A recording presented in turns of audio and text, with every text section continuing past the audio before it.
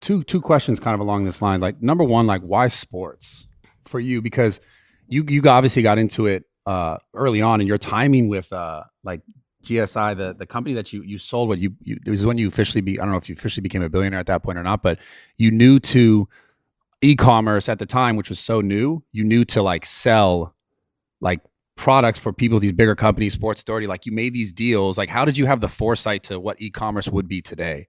And why, and then why did you decide sports? Yeah. So the first company I started was in 1999 called GSI Commerce. That's what eBay bought in 2011 for $2.4 billion, which was a public company. I was at that point, a small shareholder of the public company that I founded. Right. And, the way I got in that business in 1998, 1999 was really by accident, luck, and entrepreneurialism. That's the way a lot of things in life happen for entrepreneurs.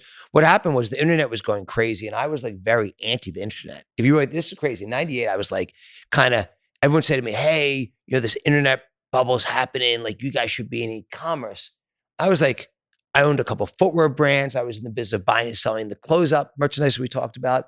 My original thought process was kind of like, honestly, like, fuck these internet guys. Like, they all do a lot of business, like top line, none of them know how to make money. Like, I'm an old school entrepreneur. This is my probably mid-20s. I'm an old school entrepreneur. Which is insane. And so there was the real story of what happened. There's this guy who's, still my partner today. His name's Mike Kahn, and he was an analyst on a Wall Street firm. And he called me up and he said, Michael, you see what's happening with all these, e-commerce companies. And I literally said to him, like, fuck those guys. Like, I'm not interested. Like, we make real money.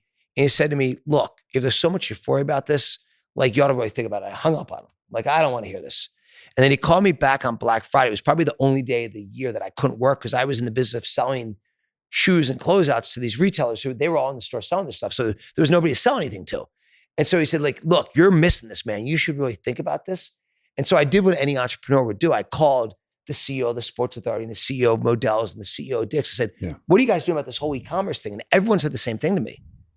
Like, look, man, like, we don't understand e-commerce. This is 1998, Christmas of 1998. Yeah, timing. Like, you're young. If like you have a solution for this, tell us, and like, we'll do it with you.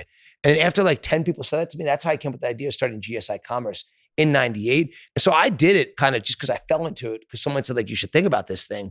And then we sold the company in 2011 and eBay didn't want Fanatics, which was a nothing business at that point. And that's when I bought that back from them and kind of, begun the long, journey that we've been on of building it into, what you're starting to see some early forms of today.